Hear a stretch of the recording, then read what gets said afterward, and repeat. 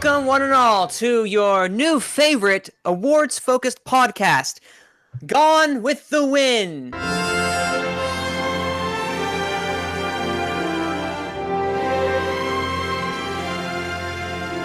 right, that was the theme music we have until we come up with something completely original for us. But today, I am your host, Manning Franks, and this is the podcast this is the show about award shows. Today on my panel are the returning guests we have from last time. Abe, say hi. Will you say hi this time? Didn't I say hi last time? But I'm in a good mood today. I'm happy to be here. Not sure I'm not, but hi. I got mixed signals from that one, but I'm going to continue on because I feel like that was a positive spin. Malcolm, he is here, everybody. He has returned. Say hi if you wish. Hi, I'm excited to be here. Unfortunately, we can't talk about the Captain Marvel trailer as much as we would like to. No, you're that is very true. Oh, but Abe apparently didn't like it. Abe's a hater. I loved it. You said you didn't like the trailer. This is fake news. Oh, I don't know. What are you talking about? The Captain Marvel trailer. Oh, sure. This is the hero's version of Take 3. I mean, okay. Well, I loved it because I am a Brie Larson / Carol Danvers Captain Marvel fanboy. If this was not an audio-only podcast, I would show you my signed copy of issue 1 of Captain Marvel, signed by the writer herself, with her name, with my name that she's saying Manning. I'm a big fan of Captain Marvel, but regardless, yes, I like the trailer. It was great, not amazing, but it was nice excitement. Do you have any quick thoughts, Malcolm, about the trailer? Because I know we wanted to talk about it for a few seconds.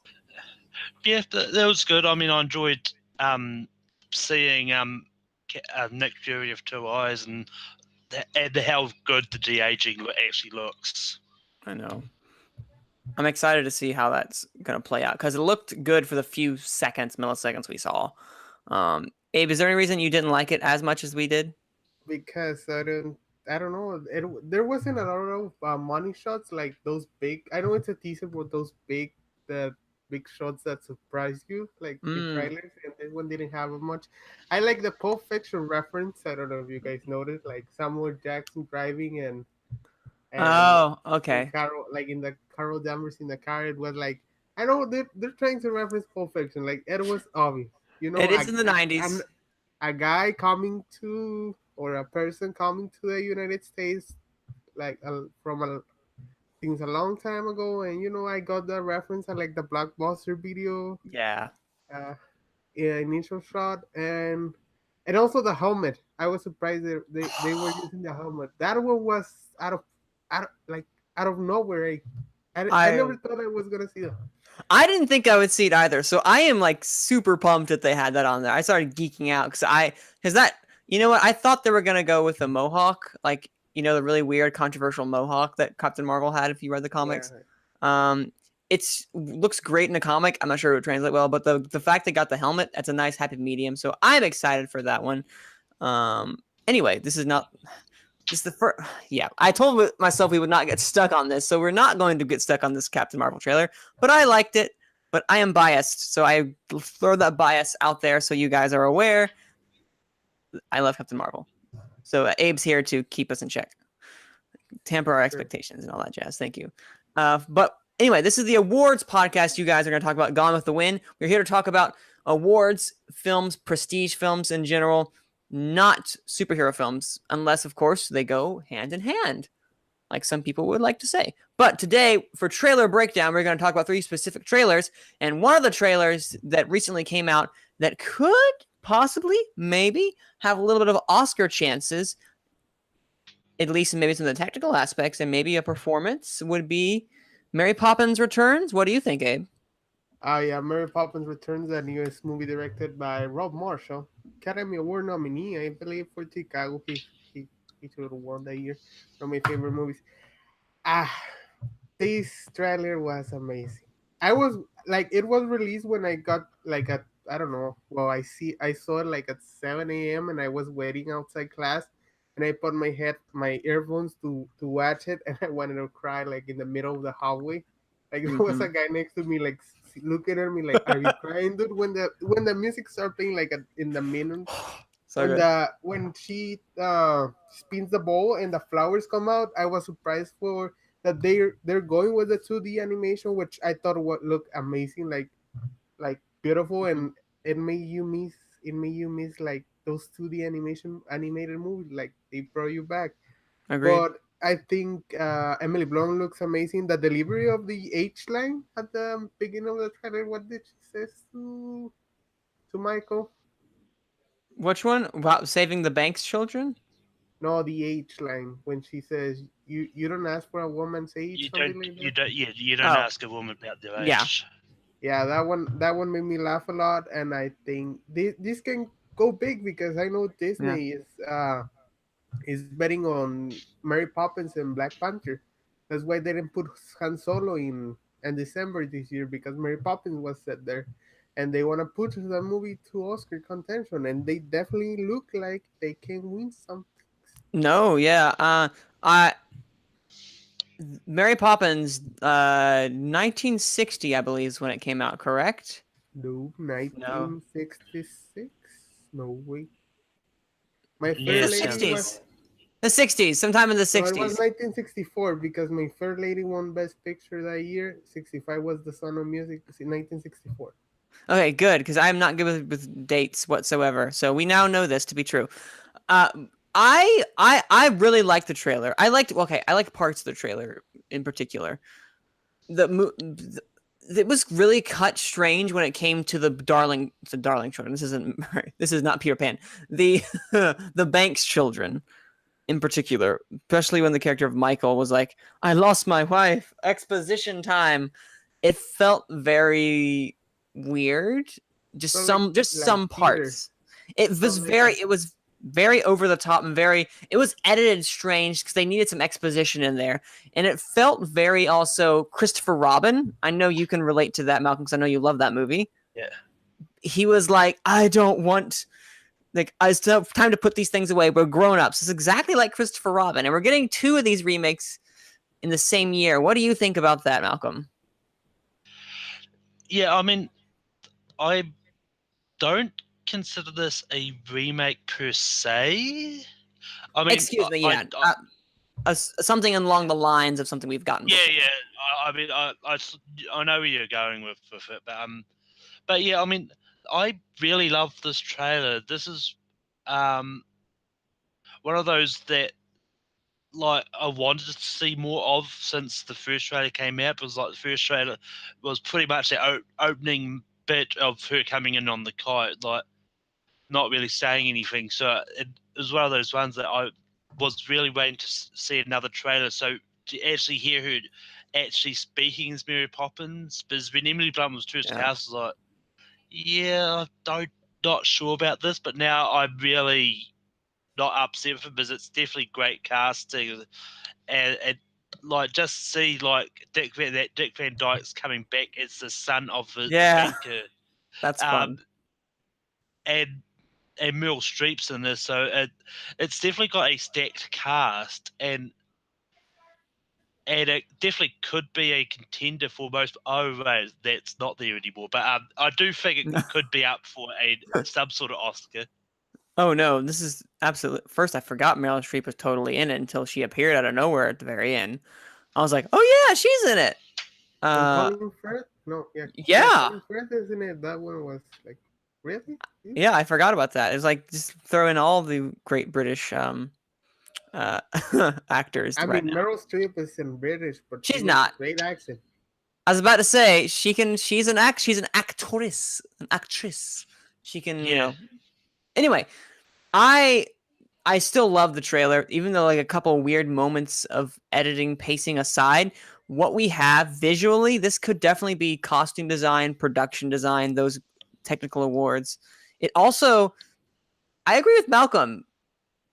Even though she's no Julie Andrews, Emily Blunt really, with her mannerisms in particular, like wiping off, it's a very small thing, wiping off the dust from a certain thing, playing it with her fingers for a second, and then looking and eyeing the children, and just kind of like giving that nanny a look, that really regal, yet kind of mischievous demeanor. Emily Blunt really embodied that, and I was surprised. So, do you think it's crazy that we might see her contend in some of the awards ceremonies? Not necessarily saying she's going to win like Julie Andrews did, but it's this performance that has won before, and is so far she looks really good in it. And if Disney's going to be pushing it, do you think she could get a nomination? I think it could be possible. Because um, her like she definitely took on Julie Andrews' mannerisms. Like, if you put them both side to side, I don't think you like apart from the looks, but with the mannerisms, I don't think you could tell the difference. To be honest, Abe, what were you going to say?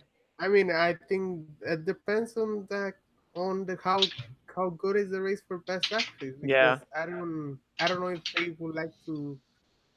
The Academy is not known for nominating like commercial films, and the yeah, best actress category this year seems a little stacked more than other years. You have, I No. don't know, Glenn Close, I think it's in the race, Melissa yeah, McCarthy right now, Lady Gaga, Viola Davis. I Yeah. think there's something from Julia Roberts for a movie that I don't know. The Ben is woman, back. Yeah. yeah, the woman from Roma. I know she's getting a yeah. lot of praise. It all Oh, depends on the category. That's the problem. But yeah. I could see her being nominated. It would be Emily Blunt's first nomination, which is weird to think about because I always had this feeling she got nominated for Devil Wears Prada. I don't know why. Yeah. She got nominated Because for Meryl Streep was nominated for. she was, but Emily Blunt was not, which is a crime because she's fantastic in Yeah. that. The other one is it's being released close to the end of the year, so I don't know. At the moment, there's no No, talks of it and coming it's out. being released in December, and I don't think a Best Picture has one being released in December like since No, a really really long time. So if you Million want Dollar to, Baby, I think. Like, yeah, actually that what was. If you want to be on the race, you have to begin screening the movie early and being on yeah. festivals. The race is a long race, like since Yeah, in Although September. So, I don't think it's going to win anything, but I think it's going to contend in like a way that at least in the undercard or not the undercard, excuse me, the below the line categories specifically is where it's going to really shine because if this is going to be Disney's, quote unquote pony, well, they have a lot of ponies this year. We could do an entire podcast dedicated to what Disney has and the idea of blockbusters because they have Infinity War, they have Ant-Man and the Wasp, they have Black Panther, they have Solo, they have now they have Mary Poppins Returns, Christopher Robin. Disney's milking as much as they can, and of course they're not going to put everything toward Black Panther. They're going to put money toward, and they're going to put money toward Mary Poppins, as Ape said. I'm just curious to see what's going to happen. But anyway, we're going to move right along to the next movie that kind of came out of nowhere. I had heard rumblings about it and knew we were going to get a trailer soonish, but I completely forgot. And that is Stan and Ollie. And Malcolm, you said it spoke to you before we started recording. yeah, Can you tell me a bit more about that? yeah. This was one that like when it was first announced that they were doing it, I was like, well, if you find the best good actors to portray the Lauren Hardy, they need to be perfect. Because, I remember watching some of their early stuff because I'm pretty sure it was Lauren Hardy that did the Who's On First, the baseball skit. That is Abbott and Costello who did that. Right. Okay. It's one of the other two. I already failed. No, that's okay. I was realized that there's a lot of different, and this made me realize there are a lot of like acts between people. Like you have the Three Stooges as well. Don't forget about them. You have the Marx Brothers. There are a lot of during this time period duos, and this one in particular that we're going to be talking about or getting into their lives because you heard about Laurel and Hardy growing up. At least I did, but I never like was what's the word? Dive really deep into their history or their filmography, their lore, if you will, because they did a lot of variety shows. I oh, go ahead, Malcolm. You finish. I stole your thunder. Continue. It's all right. This was one that like I I was watching the trailers like I was laughing quite a bit because like the actors were perfect in the role, Yeah. and But I mean, you've got Steve Coogan as Lowell and John C. Reilly as Hardy. Is like, and they're two actors which have had a lot of hits and misses.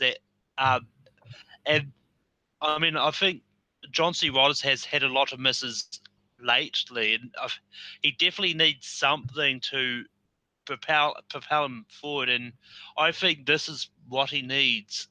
And I mean, this real and he I don't know if he's been nominated for anything before, but this could be John C. Reilly's first nomination. He's been nominated before for Chicago for Best Supporting Actor. Speaking of Rob Marshall, Yeah. where he was also nominated for that one, bring it back. But no, I forgot that was John C. Reilly looking at that makeup. That's definitely some like that. That looked like some.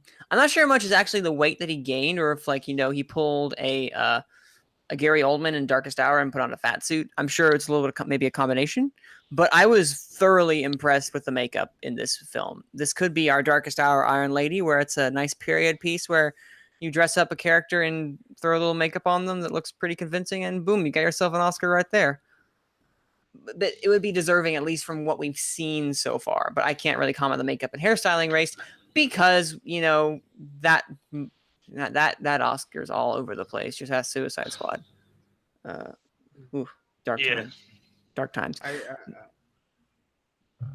thought this trailer was as generic as you can get. I was at the top, I fall, I come back. That's the story of the trailer. That's the synopsis on the movie. I think John C. Reilly looks really good, but I like John C. Reilly better on another biopic called Walk Hard. Have you guys seen that movie? The Dewey Cox story? Yeah. That's a I've seen biopic. parts. We've all seen it apparently. Well, Yeah. do you think he should have been nominated for best actor in that case, Abe? Well, I mean, it's not a true biopic. Let me live in my fantasy land. All right, you do that. Keep doing that. Did you know? Hey, Abe, did you know that he was nominated for a best actor for that role? In this? No, he wasn't. In this? No, he wasn't. I'm kidding. He was not nominated for that role. Can you imagine? Actually, bring me up to a good point. Like, if you could only give best lead actor to one of them, who would you give it to? Coogan or John C. Reilly? John C. Reilly looks like he's going to have the meteor role. No pun intended. I mean, Coogan is it's has the how do you call it the first name on the poster? Steve Coogan and John C. Reilly. Yeah. Although the question is, we're gonna have supporting and lead actor. Who's supporting? Who's lead? Are they both the co-lead? Are they co-supporting? I'm curious to see what Lynn's, because I feel like the only thing it's really gonna get, if it's good, and people start to actually talk about it. The trailer itself was nothing terribly special, but the subject matter is really really cool and really interesting because we don't really get many about comedy legends like Laurel and Hardy, because I don't think we've ever had one, have we, about these two? Not that I know of. We might have had a TV movie, but I don't think we've had a big screen movie. Okay, well, fair enough. I'm still excited to see how this plays out in particular, because they look like this guy also, the guy who wrote this also wrote Philomena. So that's something to say about, because they managed to somehow get that film nominated for a bunch of Oscars. Regardless. Nominated for Best Picture? Yeah, it was, right? Philomena was nominated for Best Picture, weird. Best Adapted Screenplay, Best Actress. I think there's one more. It was 4, but I can't remember the fourth one. Score. That's it. There was a fourth one. Alexandre Desplan. Yeah. Rest in peace. It's really weird. Anyway, but that is Stan and Ollie. We'll look forward to seeing that when it comes out, or where it premieres this October at the BFI, the British Film Institution, I believe. You're right. Nope, you are totally right. I blanked on institution. I'm not sure which one it was, but it's one of those where it premieres there. We'll keep an eye on it and see. But there is another film that is coming out on something that's coming out much more recently, or sooner. Coming out sooner. That's the word. It's coming out sooner to a screen near you on a Netflix app in particular, and that is The Ballad of Buster Scruggs, directed and written by Joel and Ethan Coen, the Coen brothers. You know, the people who brought you No Country for Old Men, the people who brought you Burn After Reading, who brought you Fargo, all those good. They brought you Suburbicon recently, guys, which is what. In their defense, that was a script they wrote like in the 90s, and George Clooney picked it up. Wait, really? Yeah, that's the The story. 90s. Yeah, they wrote it like a long time ago, and they left it, and George Clooney said, "I guess, do you have something?" And he got some more because. Well, then I guess recently we got True Grit, which this is like a reverse. This is Burn After Reading meets True Grit, is what it is in their pantheon of films, is what I think. And as someone who really liked Burn After Reading, I'm really excited to see what this is, because this is an anthology film. But in this trailer in particular, you have a nice ensemble cast ranging from Tim Blake Nelson to James Franco in a role where he has a noose around his neck, and he asks the guy who's crying next to him, first time, which breaks the mood ridiculously. This movie looks utterly ridiculous. And it actually won, I forgot what festival, a festival that it was at recently. Abe, you know about this. Tell me, what writing award did it win at a recent festival? Because it won Best Screenplay somewhere. It was played at Venice. Venice, thank you. This guy is good in that regard, guys. He knows festivals. But I think the rules in Venice is that you cannot give 2 awards for to a movie, right? That's some kind of the rules in Venice or those festivals. I don't follow the rules. I just follow that's what won. I read the reviews, and I love the Coen brothers, but these it's very mixed. Yeah. These seem like a TV movie. It's Netflix. Weirdly, it's when the Coen doesn't work with the great. What's the name? Oh my god, what's the name of the great cinematography of Blade Runner 2049? Roger Deakins? Yeah, when they don't work with Roger Deakins, their films look weird. Okay. You know, I will disagree with that. I think this film's cinematography is actually incredibly striking. Is it Roger Deakins level? No, but I was looking at the cinematography myself, and I was like, well, this is really interesting because this is definitely not Roger Deakins. Who is this anyway? Didn't even look that up right now. I have no idea, but it looks like a TV movie. That's my problem. That it doesn't look well. It's for Netflix, but this was supposed to be a TV show, or it was announced as a TV show. I mean, that is the biggest thing that I'm concerned about. I'm excited because I'll watch anything the Coen brothers do, whether I like it or not. I'm not, spoiler alert, I'm not the biggest No Country for Old Men fan. I like it, but I don't worship the ground that it walks on, as some people do.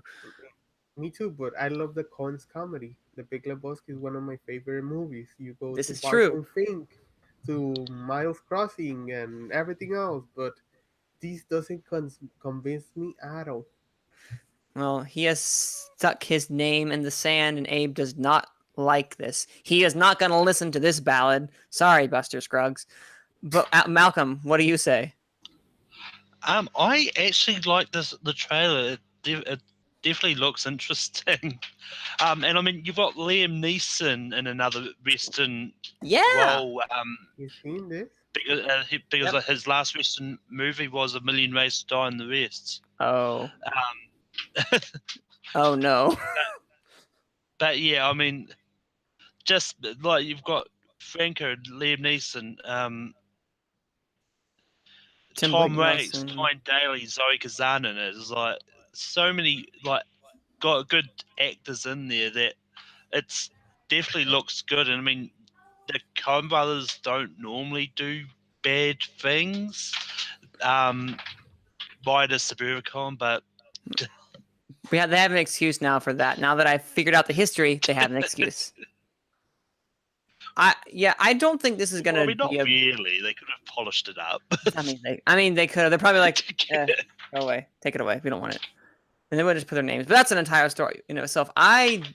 I don't think this is, unless this gets a really big push for indies. This looks like they're off. I don't want to say they're off year, but they're a year where they don't get, like all these Oscar accolades, I would say. I mean, I'm trying to think, what's the last movie they did that actually True Grit? They nominated True Grit. Yeah, I'm trying to think. That's the last movie they did in 2010 where actually they did what's the Oscar Isaac movie? Inside Hail- Llewyn Davis, and then Oh, that was so good. Oh, that was really I good. don't like that movie. Oh, I love that film. That movie is. I love that movie. Bridge of Spies was the last one they were nominated for. Oh yeah, they were Screenplay. nominated for writing. Yeah, Oh, that they one. wrote that. Yeah, But that's not really a Coen Brothers film, I would say. yeah, That's a it's not Steven Coen's Spielberg film. Yeah. I mean, it's very. Yeah, I don't even consider that Coen Brothers script because that's not very. No, they wrote it. I know. Yeah. Okay. They did Yeah. write it, but you know what I mean. Like, it doesn't feel like a Coen Oh Brothers. yeah, you don't feel that like I know the what you mean. Coen brothers usually have idiots as their protagonists. If you analyze look at all the movies. Fargo, you know, I love Frances McDormand, but Frances she's not McDormand. that smart of a character. The dude is not that smart. Even Llewyn Davis is not that smart. He's smarter. He's smarter than the dude. Yeah, in Terrible Cruelty, which is some Coen movie that not a lot of people like. Catherine Zeta-Jones and George Clooney are pretty stupid. Just look at the Coen. I mean, I'm trying to defend this because I'm thinking of other ones like Burn After Reading, and like, yeah, that movie's just inhabited by people who make idiotic decisions. But yeah, I consider this movie basically what's going to be. Aha! True Grit. That's not original though. Forget it. Just kidding. We're gonna move on because I'm digging myself in the sand as we continue further. But no, that was trailer breakdown. We talked a little bit more about than I wanted to, but that's great because we're getting into the heart of these trailers. We're making a little bit of life happen. Already in the second episode, so we're doing good, guys. But finally, not finally, we're just getting started. We want to move on to the next section, and that is Oscar temperature. Now, Oscar temperature is what we do. We're talking about all the news in the awards movie sphere, things ranging from festival news to Oscar changes, wink, wink, hint, hint. But we talked about that last week, so instead we're going to be discussing. Really, there's not much to discuss. I'm being honest right here because this was a very slow news week for the Oscars. But that's okay because there's one really heartwarming, I guess, story that really kind of just shows you how wholesome the world can be when given a chance to just fly and soar, as Mary Poppins does at the beginning of the trailer. I have to. It's when Gary Weiss. I don't know how to pronounce his name in particular. Glenn, right? Glenn. Is it Glenn? Glenn. Are you sure? Weiss. Oh, he probably. Yeah, you just I'm looked at reading it. the article. Yeah, you looked at it. See, I sent the article. Okay, a little behind the scenes. I sent out the article today. I got off work, so I had to get everything done today. I sent the article. I watched everything a while ago. Abe apparently has everything up like a good panelist. So props to Abe. You're showing me up. What am I doing with my life right now? Apparently, You're doing great, Manny. Thank you. I appreciate it. See, this is why he's here. He is an encourager. Thankfully though. Love you too, Abe.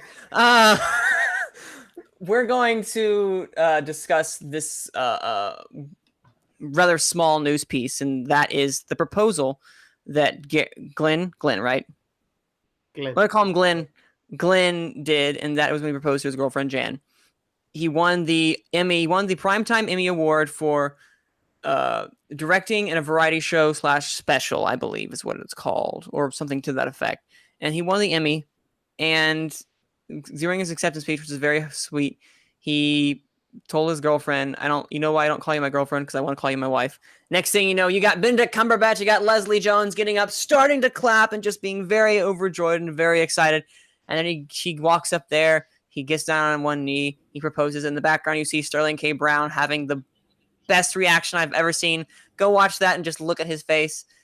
And it's a face of someone who's just as excited, even though he's not the one being proposed to whatsoever. You guys read this or watched this, or even heard about this? What are your thoughts on something that's this wholesome? The guy who directed the Academy Awards last year did something really cool, and he's directing this year, I believe. Correct? Yeah, I think would there's imagine so. a 3-year deal with Kimmel. Yes, they're bringing Kimmel back. They did good. Yeah, 3-year deal. But well, you know, I'm wondering what would have happened if he hadn't won.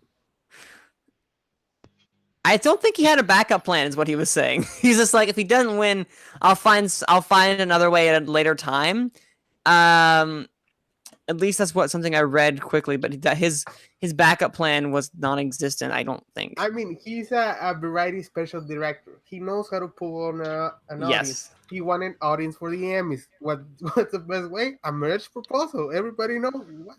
I was in Disneyland once, and a guy proposed to his wife there, and it was great. Like there were like 60 people around them. Yep, and it was a little. What would have been embarrassing if she said no? Absolutely, but I think if you're proposing in front of that many people, and you've been dating for apparently a good while, I'm pretty sure she would have said yes. So I think he was safe in that regard. Because imagine how embarrassing if she said no. This was televised on a Sunday night, everybody. Yeah. That would have been a Monday, I guess, a Monday morning for you, I guess, Malcolm. Yeah. But this was just kind of a heartwarming, just a fun little thing about the Oscars, and it makes me look forward to what we have this coming Oscars, because it shows you this kind of what's happening behind the scenes with a live reading. Exactly. That's what it does. It just kind of gives a face to the people that work behind the scenes. Anyway, that is all we have for Oscar news in particular this week. A very slow week, unless you guys want to talk about foreign film submissions. Alas, we are not as adept on stuff like this. Once we get the ball rolling, we'll be going into this more. We will discuss submissions about, what the final list for foreign films are for the Oscars, what they decide. We will discuss stuff like that. But little things like different, countries submitting their films for foreign language at the Oscars, we'll go into it once we hear more about the films in and of themselves, because right now, at this point, we don't have the money to send people off to festivals to watch these movies and report back to them. We are simply a 2-episode podcast on Take 3 Productions. Yes. One day, but not today. We'll just hitch a load of Scott Mantz next time. Yeah, we'll get Scott. We'll Take 3. We'll hire Scott Mantz. We'll take him from Collider, and we will get him to do it. No, we have no budget. We do this literally because we enjoy doing this. Just talk about it. But anyway, outside of Oscar temperature, which is very short today, I apologize. Maybe next time we'll have a lot more to discuss. We're moving on to movie portrait. In this, we discuss one simple movie and one movie that'll be in this year's Oscar race that'll have a prominent or maybe not so prominent showing at the awards ceremonies that will riddle the season coming up. In particular, one we're going to dissect is a movie that by a director that has had great luck with the Academy, with 2 of his features being nominated for Best Picture and absolutely winning Best Director last year for his his junior film. He did a movie before he did Whiplash, I'm pretty sure, but I don't remember what it is. It's a weird name. It's a real small movie. Okay. Well, it's a smaller film. But that is Damien Chazelle's First Man. And Malcolm, would you be the first man to discuss your thoughts about what this film is? Thank you. I'm here all day, folks. I'm here all day. I practiced this in front of the mirror because no, I don't have time for that. Malcolm, would you mind to tell us about a little bit more about this? Yeah, I mean, as someone who's got La La Land behind him, I really like Damien Chazelle's work, and this really, the trailer really looks amazing. I mean, I'll be surprised if he doesn't get nominated for Best Director, because and I mean, there's all this stupid controversy about the trailer not showing them putting the flag on the moon and la la la. I was like, I mean, we know it happened. We don't need it shown in the trailer anyway because we know it happened. So, I mean, to try and start controversy out because of what wasn't shown in the trailer is really stupid. And people like Mark Ellis and Perry have confirmed that they do in fact show them putting the trailer on the flag on the moon. So I mean, yeah, but yeah, controversy aside, like Ryan Gosling as Neil Armstrong. When I first heard about that, I was like, I don't see the resemblance. But after actually seeing it in the trailer, I was like, is that Ryan Gosling? That's not Ryan Gosling. They just recast him. They called it that. And just called Ryan Gosling to get him into the Oscar race, but I told you, this Ryan Reynolds. That's what it is. It's Ryan Reynolds. Ryan Reynolds playing Ryan Gosling playing Neil Armstrong. Mind blown. But yeah, I mean, but when you've got a lot of good casts, like, and I'll be surprised if they. I mean, I don't know if they would, but I'll be surprised if they managed to fit in. I think Buzz Aldrin is the only one still alive. That slip him into a cameo somewhere. I know he is alive. I just don't know if anyone else is. I know Neil's dead, so yes, he is. He has passed. So but yeah, I'll be surprised if like any of the original people that's still alive don't get slipped into a background cameo somewhere, or show up at a premiere of some sort, or any form. Because I'm sure people were who are alive at that time and are alive now were consultants on that film. Because I know Damien Chazelle was like, I remember reading an article, an interview he did. I'm not sure if it was Variety or Hollywood Reporter, but he was very adamant about creating literal replications of the space shuttles, the insides when they were launching, and he filmed those after he did all the stuff on Earth. Apparently he did everything that was in space later, so he focused on Earth originally because he wanted to make sure he got this as close and right as possible. And from what the trailers show, this movie seems like a very visceral experience. There was a review about it in particular that really caught my eye. Let me find out who said it in particular because I don't remember. But 1 second. Many reviews. I'm just gonna say I'm boycotting this movie because as a Mexican American, I'm against not putting the flag. If you don't believe I am an American, I don't know if there's a camera, but I have my social security number. We are so happy this is an audio only podcast. Sure. No, but like, all kidding aside, I think this is good for Damien Chazelle, but because people after Whiplash and La La Land, they were saying like he may be just one note with musicals and jazz, and this is like a step forward for his career, doing a studio picture. I think it's Universal or Warner, which is distributing a movie with a $70 million budget. Like it's his senior film. His fourth film, and after it was it released in Toronto first, right? I think it was. It's made its rounds. It's definitely been out there for people to see. They're not hiding it. It's gonna be pushed. Ryan Gosling is getting a lot of praise. He's lagging the Academy. He can get a nomination. Claire Foy, which I know she's loved by the television side for The Crown, right? Mm-hmm. I think she's getting nominated for supporting actress, the same as. Well, probably you're gonna see some script nominations, probably some sound. It's a space movie. Usually, space related movies take place on get those nominations in sound design and sound editing, right? This movie, I see this like if it's embraced by the Academy, which I don't see why it wouldn't be, because this is something right up their alley. Something that's going to be right up the award season's alley. Golden Globes, SAG. Well, this is a very ensemble heavy, but the only person that I've heard like amazing glowing reviews from is Claire Foy. She is by far the standout, is what I've heard. And I heard Ryan Gosling is very, very good and probably going to get nominated for an Oscar, depending on the rest of the.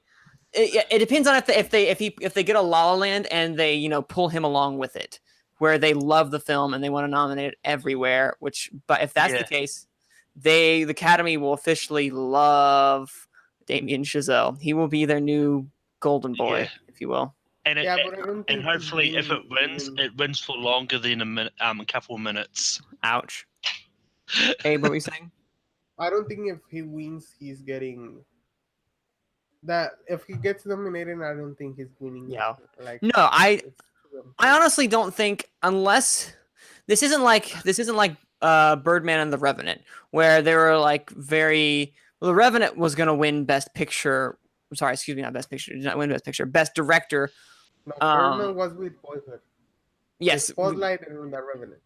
Or Yes. I don't know Yeah, that was right. I meant like best director. That was going to go toward. Everyone knew that Alejandro Iñárritu was going to win that year. He had dominated every precursor going forward.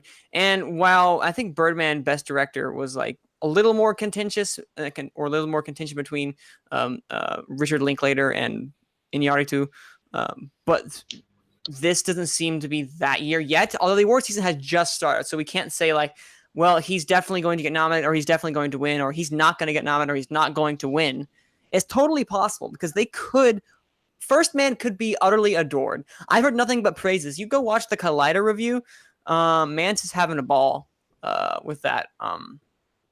Talking about it. It's not La La Land, of course. Nothing can ever be La La Land, as Malcolm can distribute behind us. Which, for those who don't know, he has a La La Land poster behind him. But the quote that I wanted to talk about was from Telegraph's Robbie Collin, which he says, wisely, Chazelle has opted to leave spectacle to the blockbusters and instead aims for awe, which is related but different and harder to pull off. What he goes on to say, it's just something that you kind of see.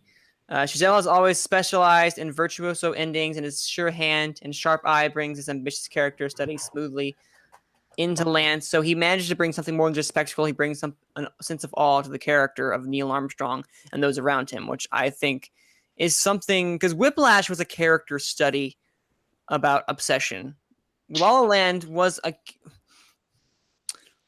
I don't want to call it a character. I don't want to call it a character study. I don't want to call it it's a character light study. Like, the characters are compelling and they are interesting, but it's not a study into the psyche of a character as Whiplash was. This seems to be more along the lines of Whiplash, because you're not going to see Neil Armstrong and his wife break into a tap dance number in the middle of an observatory in Los Angeles. That's not going to happen in this one. They could do it in space. That'd be romantic. I'm wondering how much time of the movie is gonna take place in space. Like, if it's gonna be like a huge chunk, or like it can be a gravity kind of movie, you know? I think it'd be more along the lines of Apollo 13 more than a Gravity. Yeah. And even that might be pushing it, because I think a lot of it is more the setup of how Neil got pulled into this and the training. So I mean, I don't think the space mission will be a focal point of the movie. It will definitely be like the climax and stuff, but I don't think it needs to be that focused on a lot in the movie. No, agreed. First Man seems like it's going to be a player in and of itself. Just looking at those trailers, looking at the reaction it's had out of all the festivals that it's played as, this just has an air of clout that could be too big to fail. That I don't see this, unless this really, really bombs, this is definitely going to get technical nods. I've heard nothing but praise for like the sound, nothing but praise for the visuals, production design, all that jazz. So I could definitely see this literally top out.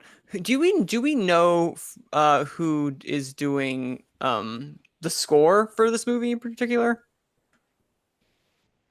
I feel like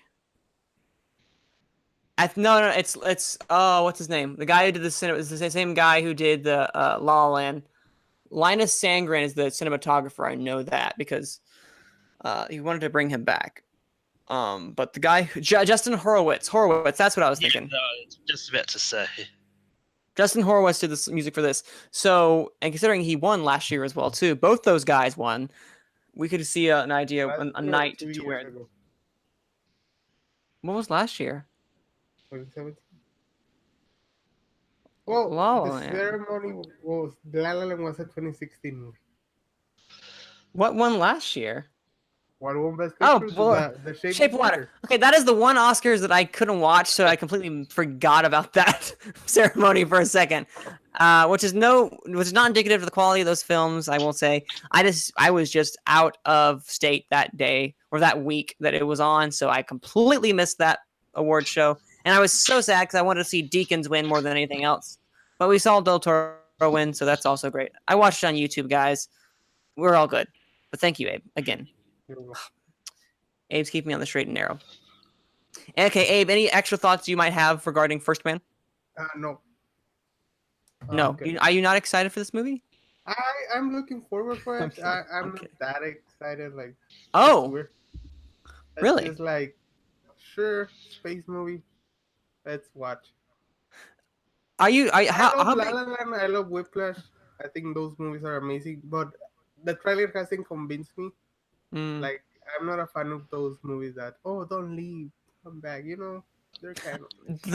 The downside of this movie is that we know how it ends, or we know at least that Neil Armstrong plants the flag, or not well, he doesn't in this movie apparently. We know that Neil Armstrong walks on the moon. He and his team, Buzz Aldrin and the rest of them, walk on the moon. So I think it has chances for. I think it's getting nominated for Best Picture and Director and stuff like that. But I'm gonna watch it first weekend. I'm gonna watch it whenever. Oh no, I'm not. Don't worry. I'm not questioning your love of this. I'm sure Chazelle would love it. You were there opening night. We're good I'm friends sure. from college. Oh well, congratulations. Do you guys catch up often? Yeah, every single month I think. Oh wow, do you guys? We went to Australia last week. Oh wow! Last weekend, did you? I'm surprised you didn't visit. You didn't visit Malcolm. He was just right nearby. And Yeah. Damien doesn't like New Zealand. He says the Lord of the Rings movies are overrated. Oh well, he is not winning any Oscars now, guys. You heard it here first. Right after that, because I said it. Because that no one just does that to Lord of the Rings and gets away with it. I mean, people can, but who am I to judge? Moving on to after we have finished our movie portrait, we're going to move on to our movie-related game, which is a game where we pick a different game every week. But this game in particular, we're going to continue our Would You Rather movie edition until we switch out with something else, maybe with some Oscar trivia, maybe with some other various audience participation games. But we also would love to hear you guys in the comments tell us what games would you like to see us play related to movies, and make sure they are movie-related, because this is, in fact, an award show podcast. We're talking about award shows and then subsequently film. So make sure it is film related, and leave it down in the comments down below for ideas and thoughts. But the movie related game of Would You Rather tonight is something I want to keep you guys on your toes for. I'm going to throw out a couple of names, a couple of films, and you can only save one. You will only be able to save one. I'm going to erase one from ever existing, and I want you to save the other. You guys ready? Yes. All right. Abe, we'll go with you first. Take away Iron Man or Batman Begins. Oh. One of them is erased from existence. One of them is saved. Batman Begins. Oh, okay. Malcolm. This is I like Batman Begins more, so it has to be Iron Man. All right. Okay. I would save Iron Man because we would lose all these subsequent Marvel films if we would not have Iron Man. And while we would lose The Dark Knight and we would lose The Dark Knight Rises, you'll find out as we get to the bracket coming up, The Dark Knight was not so lucky to make it on. Oh, Alas. I mean, if you guys listened last week, you know The Dark Knight didn't make it. It's definitely not making it this time because it's not even nominated. Whoop-de-doo. All right. Okay, so, Abe, Mary Poppins or The Sound of Music? Oh my god. That's just being an asshole, man. Well, I'm sorry. I wanted to make sure they were better than last time because I was on the edge of my seat last time. I'm sorry. I was flying it off the seat of my pants. I don't know the expression. I am tired. Fuck. All right, Malcolm, guys. Sound of Music. Sound of Music. He did it. Ow! He really banged his table. Malcolm, are you as angry with me as Abe is? No, because it's easy for me. Mary Poppins. Oh, wow! That was very fast. It's okay. I will. It's not easy for me, but I've had time to think about this, so I'm going Mary Poppins. The kid in me loves that movie, but I love the music and the Sound of Music more, so I'm so conflicted. But I'm gonna go with Mary Poppins just because nostalgia. Whew. Yeah, glad to get that off my chest. All right, time to go more prestigious film. So what I want you to do, I want you to pick another movie about a particular actor that we kind of talked about today, and that is Emily Blunt. So the movies I'm going to give you for Emily Blunt are The Devil Wears Prada and Looper. I'm gonna save Devil Wears Prada. And Abe. Okay, I'm gonna contradict myself right here. Uh-oh. You know why Ryan Johnson got The Last Jedi, which is a movie I love because of Looper. So I'm gonna help every single hater of The Last Jedi because I'm getting rid of Looper. That is like the paradox that you just created because you lose something, but you gain it something else. So, mind blown. All right, cool. All right, now we're gonna move on to something about another people we talked about, and we have two more. Next one is the Coen brothers. So now I'm gonna pick out a movie. You guys, we're gonna pick out Fargo or No Country for Old Men. Oh, that's easy. That's like easy 101. No Country for Old Men. You're gone. Like you're dead. All right, Malcolm. I'm gonna say No Country for Old Men. Wow, no love for No Country for Old Men. Fargo is way more rewatchable than No Country. I know, I totally agree. I'm just very like confused because this movie is so critically acclaimed. I don't get it. I mean, I get it, but I just don't care. Yeah, me neither. Like, sure. Like, okay, then let me try it again. Okay, Fargo or The Big Lebowski. Fargo is gone. I knew it would be the gone. All right, Malcolm. Fargo, The Big Lebowski.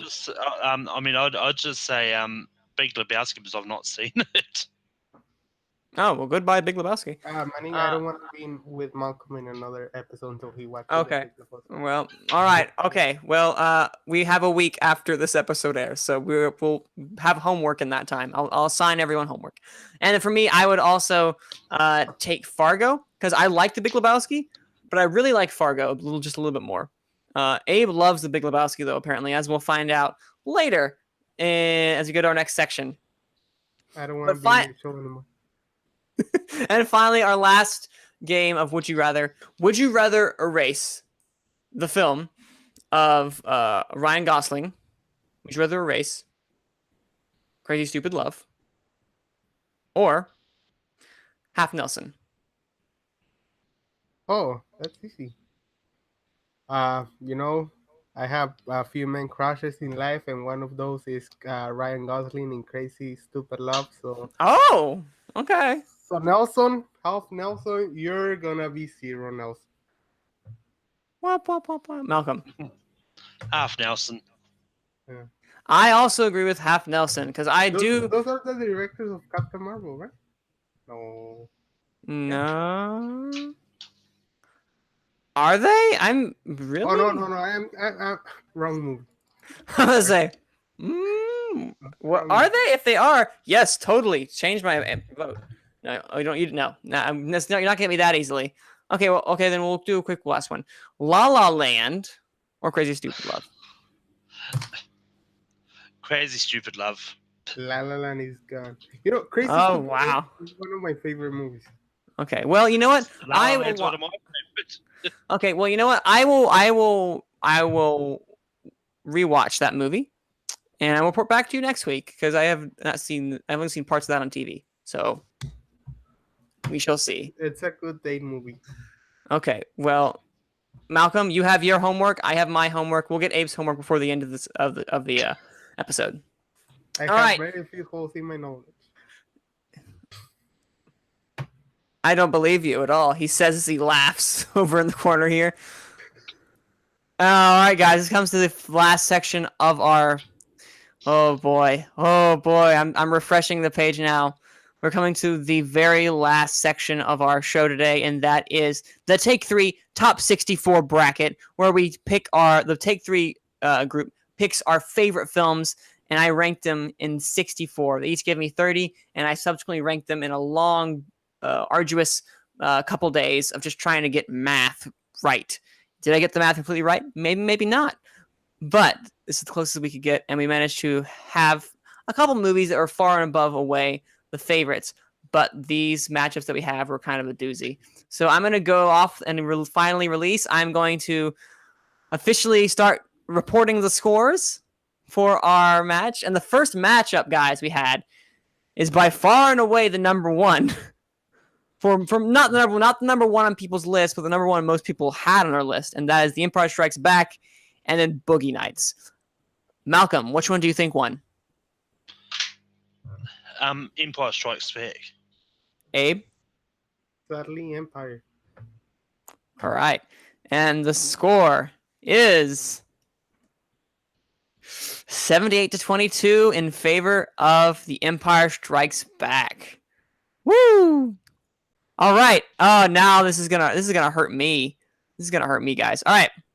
In the second match, we have Jaws and Gone with the Wind. Abe? I want to say Jaws because you guys love Spielberg and I don't. And Gone with the Wind, I don't think a lot of you guys love it. Okay. Malcolm? Gone with the Wind. All right. Is that what you want to win or think will win? I think we'll win. All right. And the winner, 44-56. What do we think? What do we think is win? Anyone want to change their vote last minute? It's 44-56. Yeah, no question. You guys are so weird. With 56% of the vote, Gone with the Wind advances. Oh yeah. One of my favorite films of all time got knocked out the first round. Wow. Gone with the Wind is one of my favorites. So Well, I'm doing good congratulations. so far. My films are doing good so far. Apparently. All right. Next in the third bracket, we have King Kong 1933 and Fight Club, David Fincher's classic from 1993. Wait, 93? 1999. Why did I say 93? 1999. It's been a long day. So, Malcolm, King Kong or Fight Club? King Kong should win. Okay, but will it? I mean, I'm gonna be honest. Like we saw our posted. Yeah. Just told the people what they got. I'm reporting the score. 33% of the vote, Kong. 67, Fight Club. Fight Club advances to the next round. Sorry, Clark. Somewhere Chris Clark is crying. It's just like you just hear the faint sobbing of Chris Clark. Next match, round 4. On the Waterfront and All the President's Men. What do we think we have, Abe? I think on the Waterfront because I think a couple of people had it on their list, even though I voted for All the President's Men. Okay, and Malcolm. On the Waterfront. I think we'll win. Okay. Fun fact. Well, let me reveal the scores first, and the score is 67% for On the Waterfront. All the President's Men is not advancing. But On the Waterfront is Kristen's number one. And she was the only person to have that on their top 30 list. So consider that a big shocker. All right, the next one we have is Lord of the Rings: The Two Towers, and Inglourious Bastards from Quentin Tarantino. So, which one do we think is the winner? I think there's a lot of there's 3 Lord of the Rings movies in the list, and they have to leave one. And I think with Inglourious Bastards, you can left Lord of the Rings movie. Okay, and Malcolm. I think Two Towers took it out. With 56% of the vote, 56%, the Two Towers advances. You bunch of communists. We are. Michael Fassbender, in all his glory, has been kicked off the team. All right, next we have Indiana Jones and the Last Crusade and Forrest Gump. Malcolm. Forrest Gump. Abe? Indiana Jones. And, man, these are not as close as I thought I was going to. Well, kind of close. 67%. Indiana Jones and the Last Crusade takes it with 67% of the That's votes. my favorite. Well, that's the only Indiana Jones movie I actually like. Ouch. I'm saddened by that. All right, next we have Pulp Fiction, The Wolf of Wall Street. Abe? This is bullshit, but perfect. Muhahaha. And Malcolm. The Wolf of Wall Street. Now, this is what you think will win or what you want to win? What I think will win. You've never seen Pulp Fiction, right? I have seen Pulp Fiction. No, Then what's wrong with you? it's okay. I'm not the biggest Pulp Fiction fan either. I do like it. Oh I my respect god, it. I cannot share with this panel. Hey, you know what? Hey, you know what? Panel. Abe, be happy. It wins. It's going on. And to be Pulp honest, I can't Fiction remember what I voted continues. for this one either, so I probably may have voted for Pulp Fiction. I don't know. Yeah, All right. Princess Bride or Airplane? Exclamation point. Abe. I mean, Princess Bride. I don't know who puts Airplane on the top. I'm raising my hand. Princess Bride. I would pick Airplane, but it is indeed Princess Bride with 67% of the vote again. All right, next is Fellowship of the Ring or Blade Runner. Malcolm. Fellowship of the Ring should win. Mm-hmm. And then Abe. I want to say Blade Runner. You want to say Blade Runner? Yeah, no Fellowship, because the people in this they don't appreciate. We don't have a lot of sci-fi fans in Take 3. I'm not one of those, but I love that Blade Runner. I'm going to say the list that I saw were very interesting. We'll say that. But the winner is with 78%. Fellowship of the Ring takes this one. Ouch. Blade Runner. I've never liked Blade Runner. Ooh, ouch. All right, 12 Angry Men or Schindler's List. This is a good one. I'm gonna say there's 12 Angry Men because Schindler's List won. All right, Abe, which one's advancing? I don't think this crew will be that stupid to leave two Spielberg films in the first round. So I'm gonna say Schindler's List. That movie's amazing. Even though I love 12 Angry Men. With 56% of the vote against 44. 12 Angry Men advances to the next round. Oh yeah! Wow. I don't believe you guys were that smart. Hey, that's on my top 30, 12 Angry Men. I love that film. Yeah, that's on my top 10. Good. All right. Ooh, okay. Star Wars: A New Hope and Grease. Malcolm, I know what you're gonna say. What you want to win? Yeah, I actually wanted Grease to win, but yeah, New Hope's probably got this. So I know what most people think about Grease. No question. Okay, well, you're not alone. We had two people vote for Malcolm, so someone else was with you. New Hope definitely takes this 78% of the vote. Okay, Back to the Future or the Superman movie? Back to the Future. Malcolm? I'm gonna say Superman. With 68 to 22% of the vote, Back to the Future takes it. Yeah, it makes sense. Superman. It was Back to the Future appeared on a lot of lists, so I'm not surprised. Yeah. All right. And this was a hard one for Coons to vote for. I'm sure it was. Shawshank Redemption or Goldfinger? We also saw these results.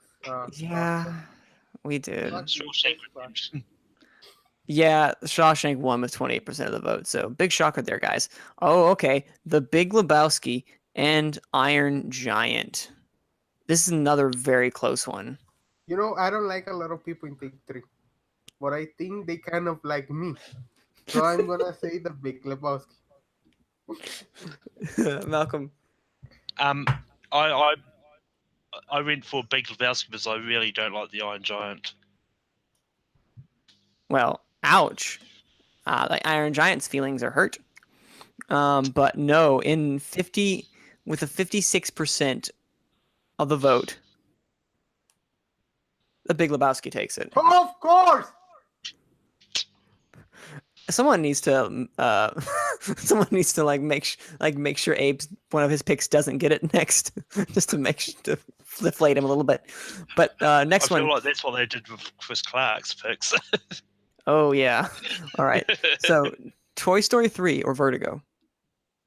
Um, that's hard. I'm gonna say As much 30. as I like Toy Story 3, I think Vertigo won.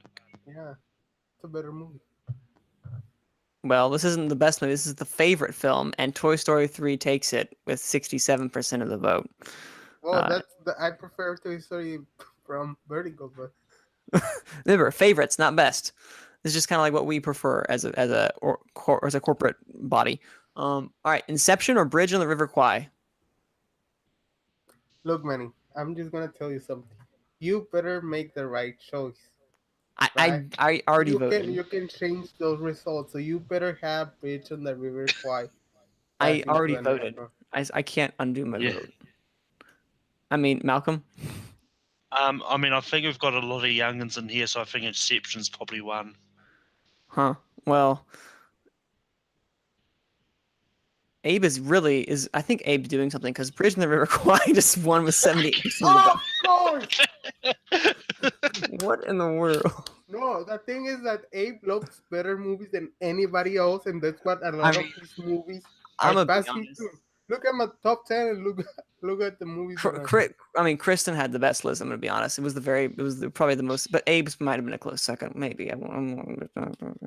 Anyway, Godfather or The Matrix? If they pull the Matrix, I'm quitting. Yeah, I think Godfather. But In the very first knockout, 100% of people voted for The Godfather. Of course, you do that. Okay. Okay. Okay. Departed or Silence of the Lambs? This is a good one. Okay, Malcolm. Departed. Ooh.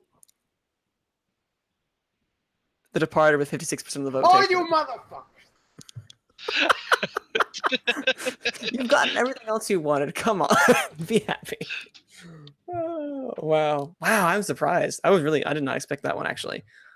Okay, this one had better go in my favor because I'm gonna be upset if it doesn't because I'm revealing it right now. It's a Wonderful Life or Major League? I would say It's a Wonderful Life. Um, Classic. Give me four. I'm going for It's a Wonderful Life.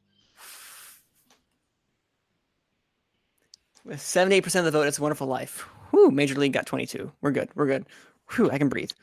Oh, in another Jimmy Stewart film, Mr. Smith Goes to Washington or Aladdin. Aladdin. Fun fact. Mr. Smith Goes to Washington was ranked higher on our lists, on all of ours, corporately. So. Yeah, I think a lot of people love Aladdin, so. They do. They love it just enough to make it go to the next round with 56% of the vote. So that was close, but not close enough for Mr. Smith. He has to go back to Washington. Oh my god. See, I got it. I got it, guys. I got it. Not really. I'm gonna stop now. But anyway, Singing in the Rain or Ready Player One. This is Singing in the Rain. Yeah, it's as much as I like Ready Player One, I don't think it can beat Singing in the Rain. I am genuinely curious because we're gonna rat him out. Sandy had Ready Player One on his top 30 list, but I don't know who else voted because it had 22%. Sing in the Rain got 78, but someone else voted for Ready Player One, and I'm curious to know who that person was. They must have really hated Singing in the Rain. Interesting. Anyway, Batman Begins or To Kill a Mockingbird. Batman Begins. Malcolm. I mean, first I'll just like point out the order these two movies was. If you read it all at once, like Batman Begins, To Kill a Mockingbird. Oh. He starts, doesn't finish.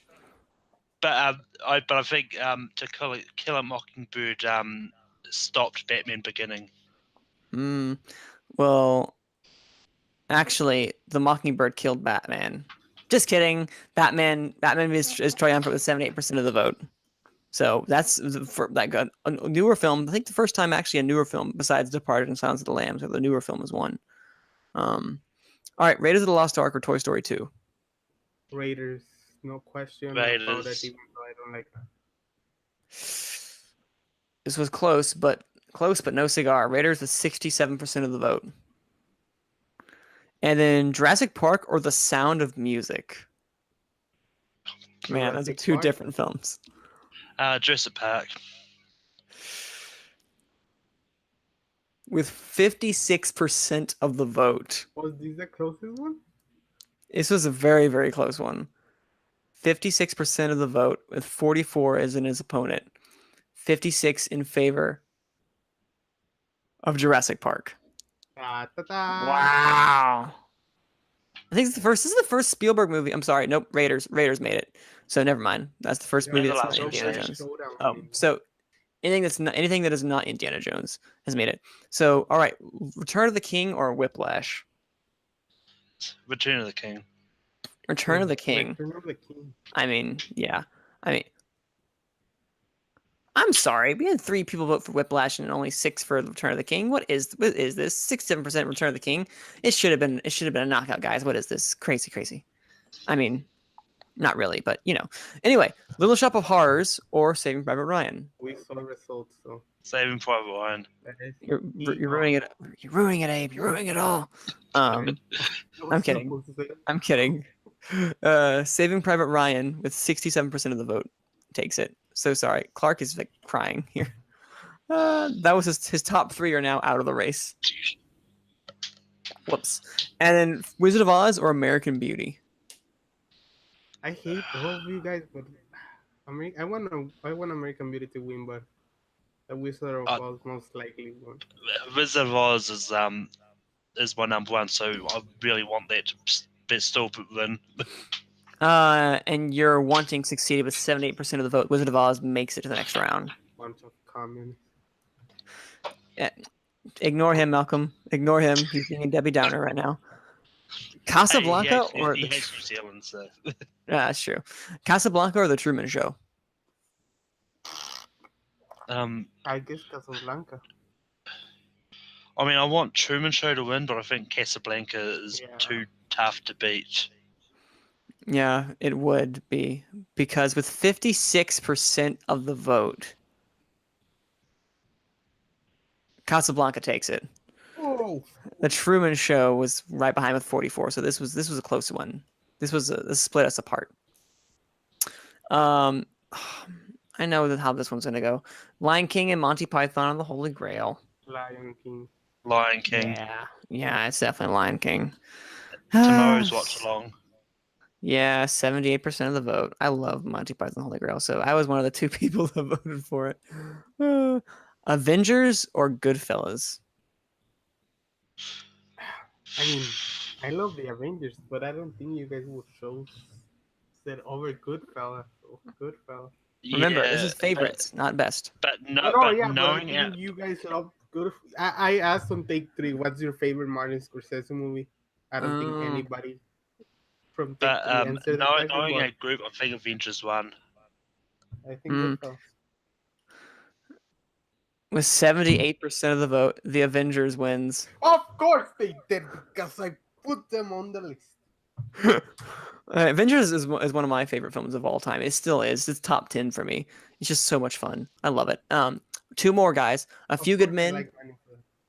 Yeah, there you go. Thank you. A Few Good Men or Rocky? Rocky. I think A Few Good Men's probably taking this out. Rocky. With 67% of the vote. We have more than A Few Good Men on this panel, guys. We got 3 gentlemen here. We have 3 assholes for you. I don't know how Gentlemen, many. what are you talking about, sir? I am offended. I'm not gonna insult anybody. Next month. He's just gonna keep doing it. It's okay. That's what makes you endearing. A Few Good Men takes it, and then finally, Beauty and the Beast and Willy Wonka and the Chocolate Factory. What do we think takes it? Beauty and the Beast? Yes, the 1991 version. I really want Willy Wonka to win. Okay, and Abe? I wanted to make sure that was your vote. All right, and the winner with 56% of the vote. Wow. Willy Wonka and the Chocolate Factory. Come on, you are kidding me. No way. Willy Wonka and the Chocolate Factory beat Beauty and the Beast.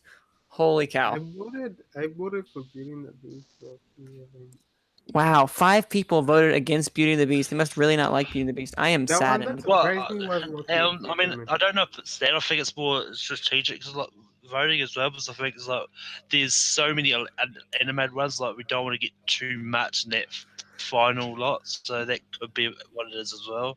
If they were that strategic in their voting, I applaud them because I'm not thinking about that until the next round. Holy cow. But wow, one of my favorites has just been taken out by Willy Wonka and the Chocolate Factory. This was a seed that was Yeah. lower, and it makes it up to the top. Okay, guys. The first round is officially finished. Next week, we're going to have round 2. We're going to have The Empire Strikes Back versus Gone with the Wind. We're going to have Fight Club versus On the Waterfront. We're going to have Lord of the Rings The Two Towers versus Indiana Jones and the Last Crusade. We're going to have Pulp Fiction versus The Princess Bride. Fellowship of the Ring versus 12 Angry Men. Star Wars A New Hope versus Back to the Future. The Shawshank Redemption versus The Big Lebowski. That's going to be a good one. Toy Story 3 versus Bridge on the River Kwai. The Godfather versus The Departed. It's a Wonderful Life versus Aladdin. I'm sorry. The Godfather versus The Departed. It's a Wonderful Life, Aladdin. Sing of the Rain versus Batman Begins. Raiders of the Lost Ark versus Jurassic Park. Lord of the Rings Return of the King versus Saving Private Ryan. The Wizard of Oz versus Casablanca. That is going to be really good. Lion King versus The Avengers. Another good one. And A Few Good Men versus Willy Wonka and the Chocolate Factory. These are our favorite films for us at Take 3, battling it out against each other to crown the top films of Take 3. And right now, Malcolm, which one do you want to win out of all these that you've heard so far? I mean, I want to see Wizard of Oz go all the way. All right. So, what would you say to people who in Take 3 who may not want to see Wizard of Oz? What would you give to them? What is your plea? I will do a ranking of their choice. Ooh, look at that bribing, guy. Look at that bribing happen right now. All right. And for me personally, I would love to see It's a Wonderful Life. I think that has the clout to make it to the very end. Just it's well liked by everyone. But it's going to be really hard to beat The Empire Strikes Back. But if anyone can do it, I think Gone with the Wind possibly could, or one of the things down the road. But it's definitely making it to the finals. Abe, which one do you think is going to make it to the finals, and which one do you want to win? To the finals? Yes. I don't want which to one? with The Empire Strikes Back because you guys are weird. Ouch. And which one I would like to make it? I would say Pulp Fiction. Okay. Well, Pulp Fiction is going up against The Princess Bride, so it has a good shot to take it down. But let's see what nostalgia does in general, because The Empire Strikes Back could take on Pulp Fiction in the 4th round if it so deems to be. But anywho, ladies and gentlemen, I am losing my voice, and that is okay because I have done a lot this week with working 12-hour shifts for the past 7 days. But now I have a break when you're listening to this on Wednesday, and I'm going to be sleeping. But before I leave you guys, I'm going to thank you guys for joining us for our 2nd episode of Gone with the Wind. And our panelists today, I could not have done this without them as we continue to move forward with this podcast. And when we get into Oscar season, we're going to ramp up into full gear. We're going to have a weekly coverage on all the award shows that you're going to need with predictions coming up soon. We're going to start off with Malcolm. Where can the good people find you? And you have anything to announce? You can find me on Take 3. I'm host my show Rankum, and next week you're doing Simpsons characters. And you can also find me, I believe it's dropping next week, with me and Cody. We team up against Brooklyn and Harley Bork in a Schmodown Trivia Schmodown match. It's a lot of fun. And you can also find me competing in fan movie trivia leagues all over the place on Multiplex, Worldwide Movie Games. And you can also find me on Twitter, Instagram, and Stardust at Melkor. Abe, where can good people find you, sir? You can find me on Twitter at AbrahamF25. You can respond to my daily questions on Take 3 Productions Facebook group. Join that group and interact with, please, not me. And that's it. Please don't add me on Facebook if I don't know you. Well, you may interact with me. Don't go at me on Facebook, but please follow me on Twitter at Cine_man. That's CINE_MANN. I recently just had my first tweet go good over 100 likes, and I am crying a little on the inside because that is an achievement that I never thought I would be able to accomplish. But here we are, guys.